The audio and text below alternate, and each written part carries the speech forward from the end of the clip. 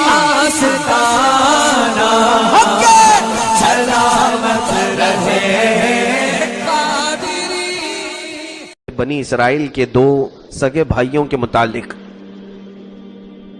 دو سگے بھائی تھے، اس میں سے ایک کافر تھا، ایک ایمان والا تھا۔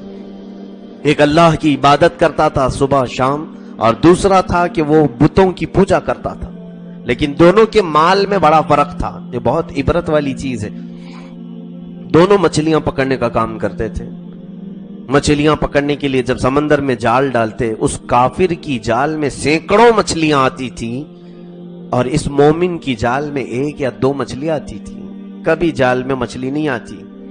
وہی دو مچھلی لے کر کے شام میں بیچ کر گھر آتا تو کبھی 1 درہم ملتا تھا، کبھی آدھا درہم ملتا، اور اس کے ہاں سینکڑوں درہم، گھر بھی عالی شان، اور اس کے ہاں کھانوں کے طرح طرح طبق سجتے تھے، اور یہ فاقہ کشی میں زندگی گزارتا تھا۔ ایمان والا تھا۔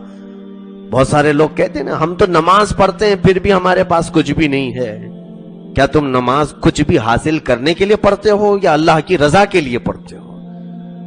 اگر تمہارے دل میں یہ ہے کہ میں نماز اس لیے پڑھ رہا ہوں کہ مالدار ہو جاؤں، تو پھر تم تو سودا کرنے کے لیے آ رہے ہو۔ عزیزان گرامی، رب تبارک و تعالیٰ دے تو بھی اس کے لیے سجدہ ہے، نہ دے تو بھی اسی کی عبادت ہے۔ ہم نے کہا لا الہ الا اللہ، اللہ کے سوا کوئی معبود نہیں۔ اب وہ مومن روزانہ کی یہ کیفیت دیکھتا رہا۔ اس کی بیوی نے ایک دن دیکھا اپنے یعنی شوہر کے بھائی کی عورت کو پورے زیور میں ملبوس اور عمدہ لباس پہنی ہوئی، وہ اپنے گھر کے باغیچے میں ٹہل رہی تھی۔ اس کو بڑی حسرت ہوئی، اور اس کے جسم پر پھٹے پرانے کپڑے تھے، کچھ بھی نہیں تھا۔ دیکھ کر کے رونے لگی تو اس کی بھائی کی عورت اس کو بلاتی اور کہتی ہے، دیکھ میرے شوہر کے ہاں کتنی خیر برکت ہے، کتنا مال ہے، اس نے مجھے مال میں لاد دیا ہے۔ جا تیرے شوہر سے بھی کہے کہ وہ بھی میرے شوہر کے خدا کی ہی عبادت کرے۔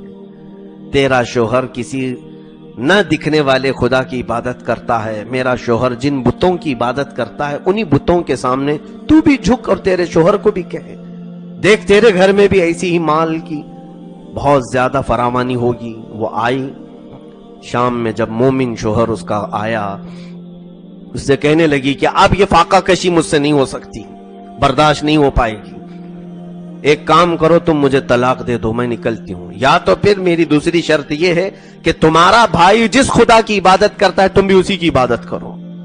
اس ایمان والے نے کہا، ہائے افسوس، ایمان کے بعد تو کفر کی کیسی باتیں کر رہی ہے؟ ایمان تیرے دل میں آیا ہے اور تجھے اللہ نے ہدایت دی، پھر کفر کی طرف لوٹنے کی کیسی بات کر رہی؟ کہا نہیں، وہی حقیقت ہے، دیکھتے نہیں اس کے گھر میں مال کی ریل پیل ایسی ہے کہ وہ سونے میں زیورات میں ملبوس ہے، ہمارے گھر میں فاقہ پہ فاقہ ہے۔ اس نے بہت سمجھانے کی کوشش کی مگر وہ عورت نہ سمجھی۔ آخر میں اس نے ایک وعدہ کیا کہ دیکھ میں کل سے دوسری مزدوری کروں گا، کام کاج کروں گا، کوئی نہ کوئی محنت مزدوری کر کے روزانہ تجھے 2 درہم دے دیا کروں گا، جس سے تو اچھے کپڑے پہن لے اور کھانا پانی جیسا تجھے پسند ہے۔ وہ عورت راضی ہو گئی۔ 2 درہم اس زمانے میں کافی تھے، چاندی کے درہم ہوتے تھے۔ دوسرے دن یہ شخص آیا، بنی اسرائیل کا، اسرائیلی مومن تھا، یہ موسیٰ علیہ السلام پر ایمان رکھتا تھا۔ یہ مزدوری کے لیے پورے شہر میں چکر لگاتا رہا، کوئی اس کو اپنی مزدوری پہ نہیں رکھا، کوئی کام پہ نہیں رکھا کہ نہیں ہمارے پاس کام نہیں۔ یہ ایمان والوں کی آزمائش، جب کوئی حلال کھانا چاہے تو وہ سخت ترین لمحات سے بھی گزارا جاتا ہے، اور جتنا صبر کرو گے اتنے مقامات بلند ہوتے جائیں گے۔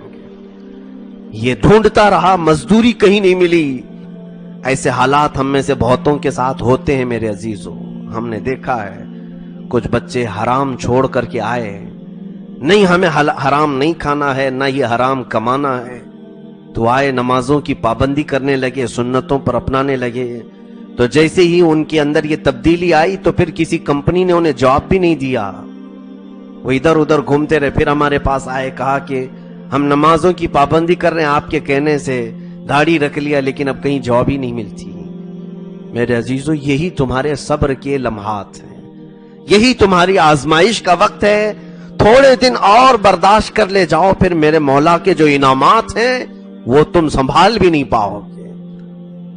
وہ مومن ڈھونڈتا رہا لیکن مزدوری کہیں نہیں ملی۔ وہ تھک ہار کر کے آیا، عبادت کرنے لگا، وقت گزارا دوپہر سے شام تک، پھر اپنے گھر واپس آیا، بیوی سے کہا کہ ٹھیک ہے میں مزدوری کے لیے نکلا ہوں اور مجھے مزدوری مل گئی۔ اس نے کہا کہاں ملی ہے؟ کہا بادشاہ کے محل میں مل گئی ہے۔ کہا پھر اجرت؟ کہا بادشاہ نے کہا 30 دن کے بعد دوں گا، تنخواہ تو 30 دن بعد ملتی ہے، 30 دن کے بعد اجرت دوں گا۔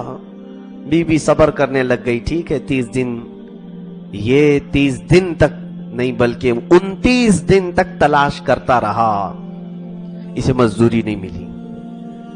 ہر دن ادھر ادھر جاتا اور مایوس واپس لوٹتا اور پھر مسجد میں بیٹھ جاتا، رب ذوالجلال کو پکارتا۔ 30ویں دن ایسا ہوا کہ ایک یہودی شخص اس سے ملاقات ہوئی۔ وہ بڑھئی کا کام کرتا تھا، لکڑیوں کا کام۔ اس بندے نے کہا اس یہودی سے کہ تو دیکھنے میں بڑا اچھا انسان لگتا ہے، کیا تو مجھے مزدوری پہ رکھ لے گا؟ اس یہودی نے کہا ہاں میں مزدوری پہ رکھ لوں گا، ایک شرط ہے، تنخواہ تو میں دے دوں گا لیکن کھانا پانی میرے گھر میں نہیں ملے گا۔ ہاں ٹھیک ہے۔ 30ویں دن اس نے اس یہودی کے گھر میں مزدوری کر لی، کام کاج لگ گیا، نوکری لگ گئی۔ وہ شام میں اس کو روزانہ کی تنخواہ کی بات ہوئی تھی۔ اب وہ روزانہ جو تنخواہ دینے والا تھا یہودی، وہ تنخواہ دینے کی بات ابھی چلی رہی ہے۔ ادھر اس کی بیوی نے 29ویں دن کہہ دیا تھا اپنے شوہر سے کل آخری دن ہے، اگر تم نے پوری مزدوری نہیں لائی تو مجھے طلاق دے دینا، میں اسی خدا کی عبادت کروں گی جس کی عبادت تیرا بھائی کرتا ہے۔ اس کے لیے بڑی آزمائش تھی، یا تو میری بیوی کافر ہو جائے گی، مجھ سے چھوٹ بھی جائے گی۔ شام کے وقت کیا دیکھ رہے ہیں کہ اس کی بیوی اکیلی گھر میں ہے۔ ایک خادم آیا، دروازہ کھٹکھٹایا اور کہا کہ اے خاتون یہ اجرت ہے تیرے شوہر کی۔ اس عورت نے اٹھایا تو اس میں 29 درہم تھے، 29 درہم تھے۔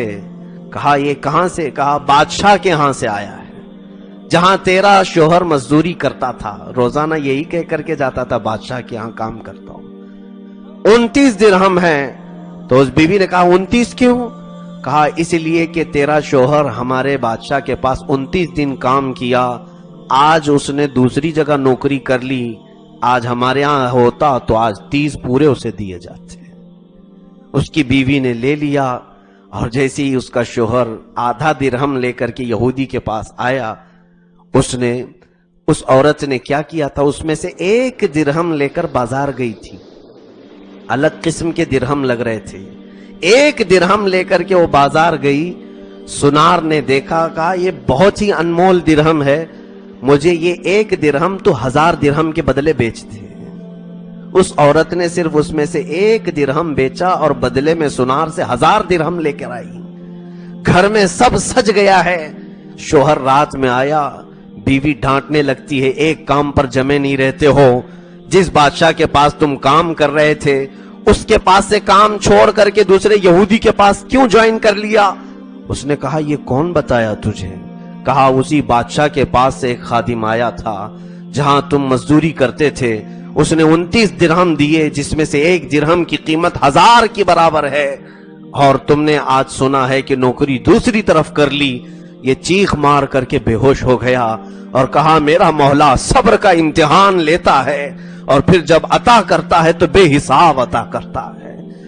میرے عزیزو، یہاں پر رب ذوالجلال آزمائشوں میں ڈالے گا ضرور، تمہارے ایمان کا امتحان ہے، تمہارے صبر کا امتحان ہے۔